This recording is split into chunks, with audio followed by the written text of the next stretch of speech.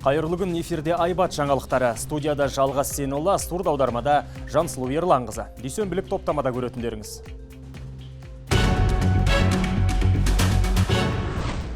Жетінші халықаралық діндер съезі. Кімдер келеді, не талқыланады? Ел ішінде бүлік салатын радикалды топтардың мәселесі қаралама. Ескерілмеген ескерткіштер. Ұлы тұлғалардың мүсінін сұқытсыз етіп жасаудың артында не тұр? Бұл сүйекке таңба емес пе? Талғам жоқ анада. Анада ақселеу жоқ ана ескерткіште. Бір мұжырайып отырған құбыжық сияқты бірдеңе. Сондықтан шынын айтқанда бір елдігімізге сын болды. Ресей әскері кері шегіне бастады. Ресей мен Украина соғысының аяқталуы жақын ба? Мы не против переговоров, мы не отказываемся от переговоров. Ертең Нұрсұлтанға Рим папасы келуі тиіс. Белді тұлға әлемдік және дәстүрлі діндер көшбасшыларының съезіне қатысады деп күтілуде. Діни форумға әлемнің 50 елінен делегаттар келгелі жатыр. Қазір Астанада қызу дайындық. Нұрсұлтан мәртебелі қонақтарды күтіп алуға дайын ба? Толығырақ тілшіміз тарқатсын. Нұрсұлтан, оң жағалаудан гөрі қаланың элиталы бөлігінде қозғалыс қарбалас. Әлемдік дін өкілдерін қарсы алуға соңғы дайындық жұмыстары жүріп жатыр. Бағаналардан түрлі елдердің мемлекеттік туын аңғаруға болады. Кей ашық алаңдарда темір қоршаулар тізіліп тұр.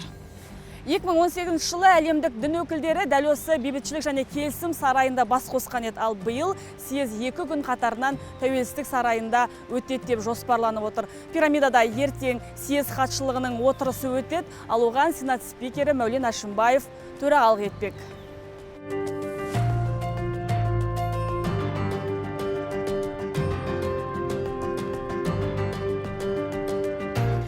Бейбітшілік және келісім сарайының дөңгелек залында қызу қарбалас жұмыстар кәдімгідей сезіледі. Өйткені ертеңгі хатшылықтың отырысына соңғы дайындықтар пысықталып жатыр. Қазірдің өзінде меймандардың отыратын орны белгіленіп, аты жөндері жазылып қойған. Сонымен қатар жиын пандемия кезеңінде өтіп жатқандықтан мынадай сақтық шаралары да ескерілген екен. Әлемнің 50 елінен 100-ден астам делегация. Оның ішінде ислам, христиан, буддизм, иудаизм, индуизм, даосизм, зарастризм, синтоизм өкілдері де бар. Сондай-ақ съезге 2 Екатеринаның бақилық болғанына қарамастан Рим папасы Францисктің де келетіні расталды. Әлемдік және дәстүрлі діндер лидерлерінің 7-ші съезіне орай арнайы ұйымдастырылған бағдарламада ең көпұлтты оркестр аталымы бойынша жаңа әлемдік рекорд тіркеліп, Гиннес кітабына енгізілді.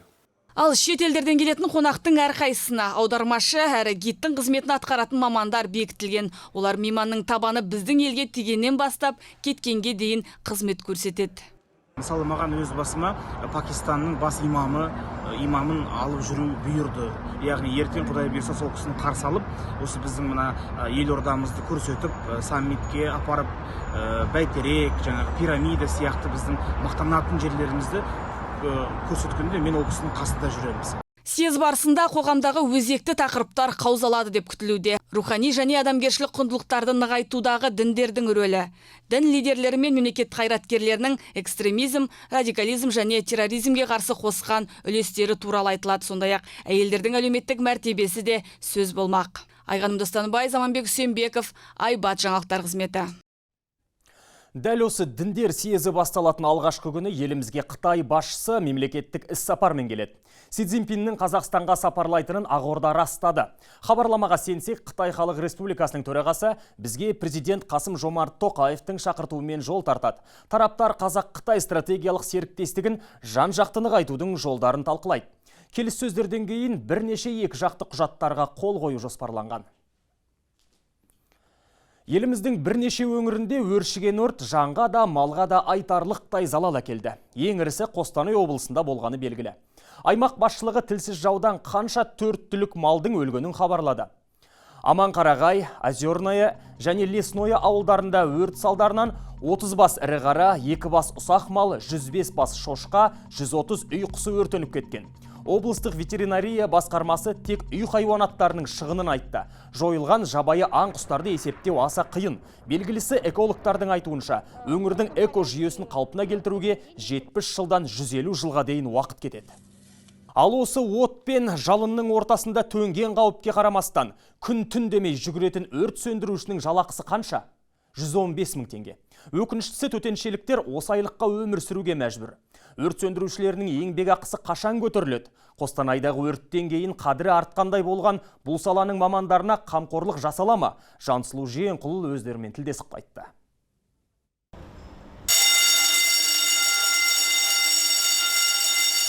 Өрт сөндіруші 20 секунд ішінде мынадай ауыр киімді киіп, белдігін тағып, қауіпсіздік каскасын кию керек. Ал содан кейін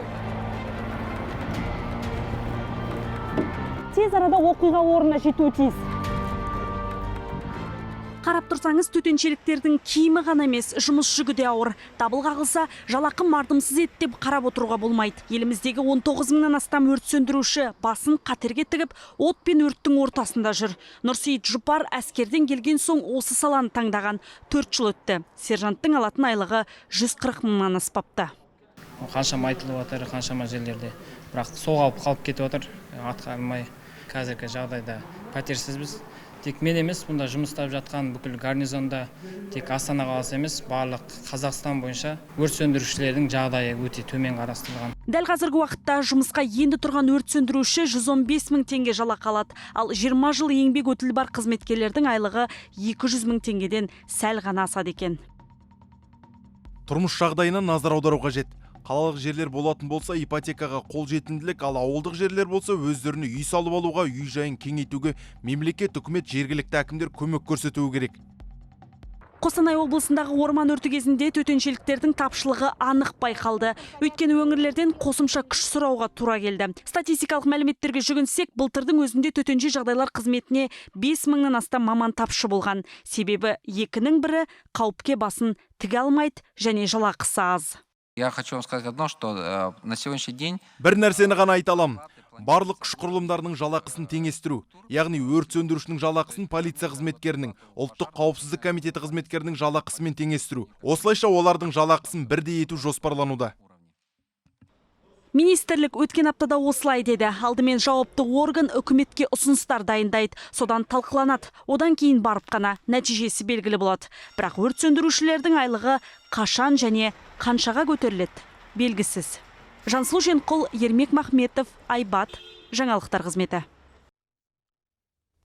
Елімізде 300-ден астам педофил бостандықта жүр. Балалар мен жасөспірімдерді зорламақ болғандар қазір тек электронды білезіктің көмегімен көшеге шығалады. Ішкі істер министрлігінің мәліметінше бүгінде пробация қызметінің, яғни құқық қорғаушылардың жіті назарында жүрген 28 мыңнан астам қылмыскер бар. Соның 2500-не электронды білезік тағылған. Соңғы 7 айда бұл құрылғыны рұқсатсыз шешіп тастамақ болған 90 сотталушы анықталыпты. Заң бұзғандары дәлелденсе, олар өмір бойына бас бостандығынан айырылады. Қазір 6 адам жазасын темір торда өтеуде.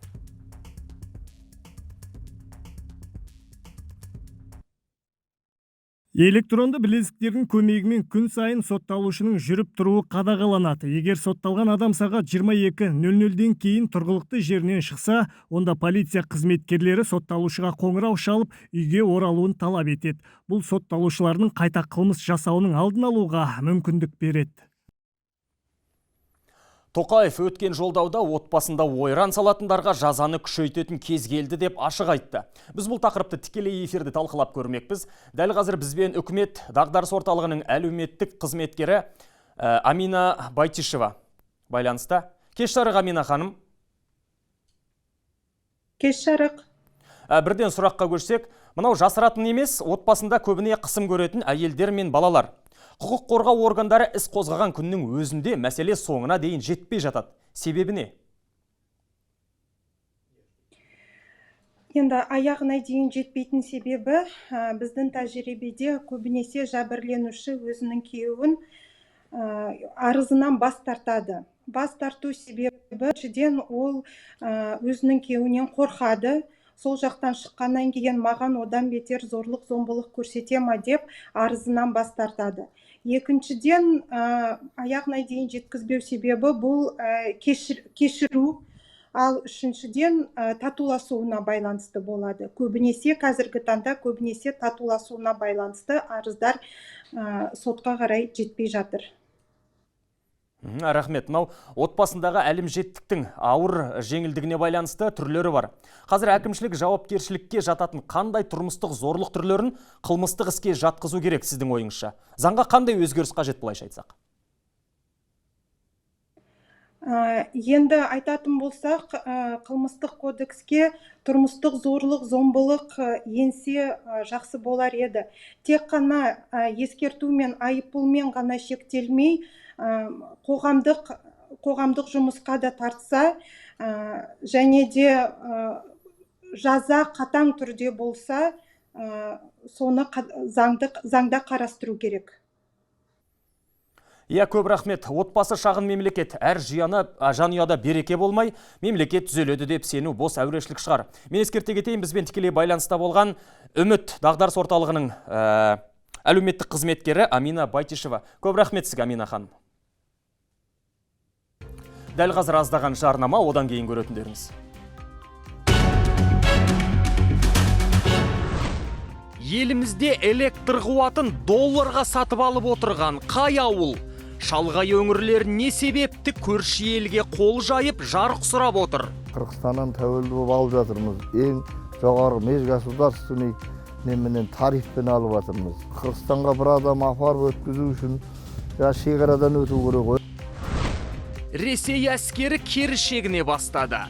Ресей мен Украина соғысының аяқталуы жақын ба? Мы не против переговоров, мы не отказываемся от переговоров. Жаңалықтарымызды жалғастырамыз. Ресей әскері кері шегіне бастады. Украина күштері Харьков облысында қарымта шабуылды жалғастырып, елді мекендерді бірінен соң бірін қайтарып жатыр. Алайда Ресей армиясы қалаларды атқылауын тоқтатпай, миллиондаған адамды сусыз, жылусыз қалдырды. Соғыс аяқталуы мүмкін бе? Жансая Қапасқызы толығырақ. Киевтің мәлімдеуінше бір күннің ішінде 20 елді мекен 3000 шаршы шақырымдай украиналық жер азат етілді. Сондай ауылдардың бірі Казачья Лопань Ресеймен шекарадан небәрі 3 шақырым жерде орналасқан. Баштап Ресей сарбаздары Луганск облысынан да асығыс шегініп жатыр дейді. Жасақтарының кетіп жатқанын Ресейдің қорғаныс министрлігі ресми түрде мойындағанымен, бұл әрекеттер әскерді жаңа шабуылдарға дайындау үшін жасалуда дейді. Для достижения заявленных целей специальной военной операции Донбасты азат ету туралы арнайы әскери операцияның мақсатына сай Балаклея және Изюм аудандарындағы ресейлік жасақтарды қайта топтастыру туралы шешім қабылданды. Осы мақсатта 3 күнде әскер күштері Донецкіге ауыстырылды. Ал Харьков облысында бүгін су құбырлары қалпына келтіріліп, метро, қоғамдық көліктер жұмыс істей бастады. Жексенбі күні Ресей күштері өңірдегі жылу электр орталығын атқылап, бірнеше облыс толықтай жарықсыз, сусыз қалған еді. Ел билігі ресейліктер шегіне бастаған соң кек алу үшін осындай опасыздық жасады деп отыр. Соғыстың 200 күнін артқа тастап, сарбаздары Украинадан кете бастаған шақта Мәскеу келіссөз жүргізуге ниет білдірді. Мы не против переговоров, мы не отказываемся от переговоров. Но те, кто отказываются, должны понимать, что чем дольше они затягивают этот процесс, тем сложнее будет договариваться. Алайда Украина президенті Владимир Зеленский CNN арнасына берген сұхбатында қазір Владимир Путинмен келіссөз жүргізуге дайын еместігін айтты. Оның сөзінше соғыс жүріп жатқанда Украина келіссөзге бармайды. Мәскеу қақтығыстарды уақытша тоқтату үшін ымыра жасасуға тырысып, күш жинап алған соң қайта алға жылжуы мүмкін. Зеленский мұндай ойында ойнағым келмейді дейді. Жансая Қапасқызы, Заманбек Сембеков, Айбат жаңалықтар қызметі. Қазақ зиялыларының мүсіндерін мазаққа айналдыру тыйылмай тұр. Бұл жолы қолөнершілер жазушы, публицист Ақселеу Сейдімбектің бейнесін білдірген. Ғалымның 80 жылдығына орай Ұлытау облысында салтанатпен ашылған мүсін ашылмай жатып бұзылды. Ұлтқа қызмет еткен ұлылардың мүсінін неге көңілден шықпай келеді? Әріптесім Аягөз Тұрсынбай анықтады. Күні кеше Ұлытау облысының әкімі Берік Әбдіғали бас болып, Ақселеу Сейдімбектің 80 жылдығына орай ғалымның мүсіні қойылды. Алайда сән салтанатпен ашылған ескерткіштің ғұмыры ұзақ болмады. Бір күн өтпей жергілікті әкімдік тас мүсінді бұзып тастады. Өйткені жиынға жиналған қауым да, желі қолданушылары да біртуар тұлғаның келбетін мазақ қылды деп сынның астына алды.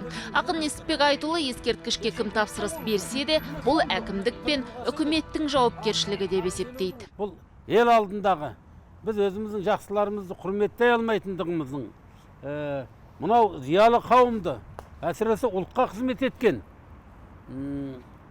ұлы тұлғаларды құрметтей алмайтындығымыз, олардың рухын аяқ асты ете бастағандығымыздың белгісі. Бұл елдігімізге сын, мемлекетке сын, үкіметімізге сын әрбір деңгейден кейін.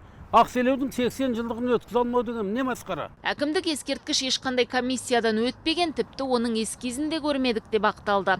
Елдің сынынан қорықты ма, шенеуніктер енді жазушының мүсінін мемлекет қаражатына қайта тұрғызбақ.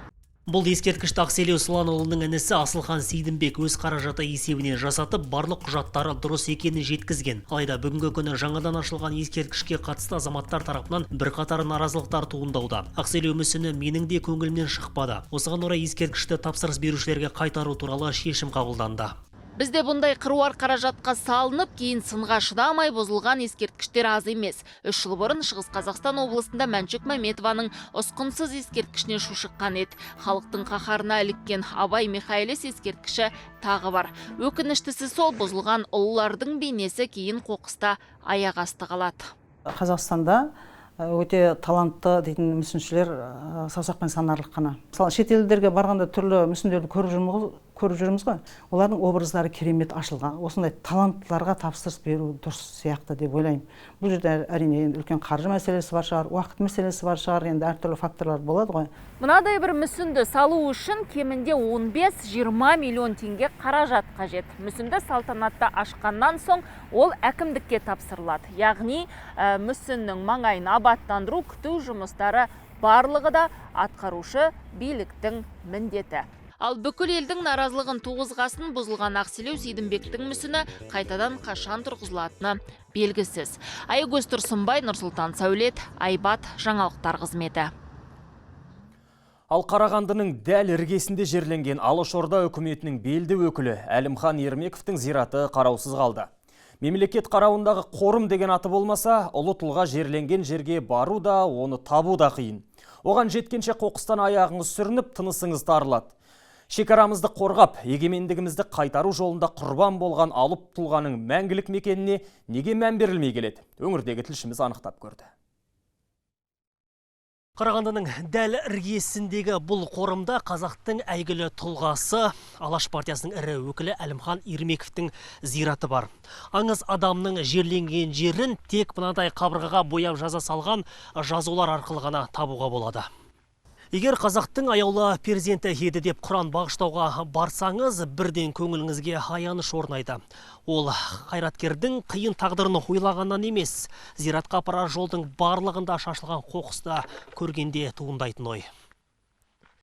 Есіл ердің бейітіне жеткенше үйілген қоқыстан жеркеніп кетесің. Ал зиратты тек қабырғадағы айқыш-ұйқыш жазумен ілініп тұрған жол нұсқағыш арқылы ғана табасың. Оның өзін өткен жылдары ғана ұлт жанашырлары жасаған. Одан басқа ештеңе істелген жоқ. Айтыскер ақын Айтбай Жұмағұлов қорымның аянышты халге түсуіне маңайдағы зауыттардың жұмысы себеп дейді. Қорымға тиесілі жерлерде кәсіпкерлер иемденіп, құрылыс қалдықтарын үйе беруді әдетке айналдырған көрінеді.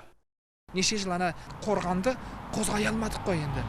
Мына қаншама қазақтың жерін қорғап берген Әлімхан Ермеков үшін бір кішкентай қорғанды бөгетті бұзай алмадық қой.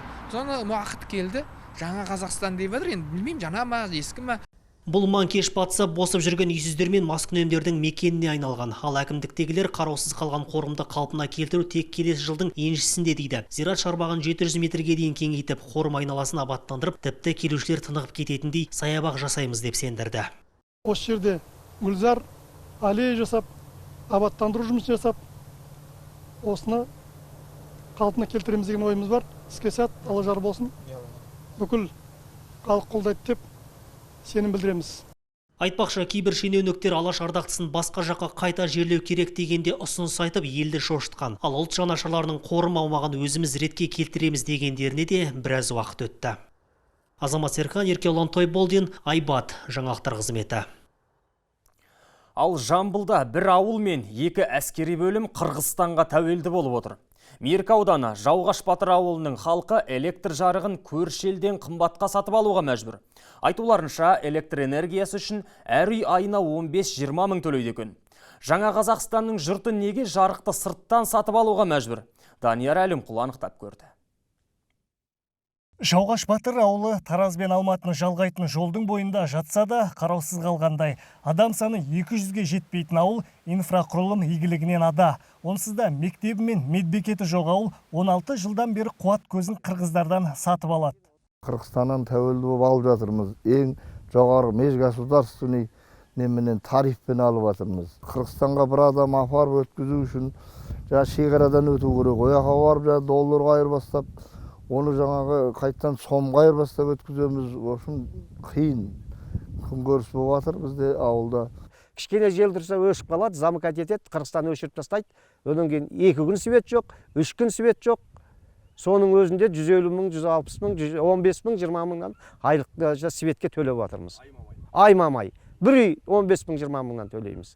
Екі әскери бөлімде жарықты сырттан алады. Алайда жергілікті билік жылдар бойы бұл мәселені шеше алмай келеді. Себебін тоқырау жылдары электр желілері қолды болып, жарық тартуға бюджеттен қаржы қарастырылмаған деп түсіндірді. Соның салдарынан жаңағы электр желісі жоқ. Салалық басқармаға берілген бюджетте бүгінгі таңда пока қолдау таппай жатыр. Қолдау бермеген басқармаға да қайырылдық. Олар да жолда тұрған жобаға қатысты шешімді жоғарыға сілтеді. Жобаны қаржыландыру үшін тиісті министрлікте бірінші жарты жылында өткізген болатынбыз.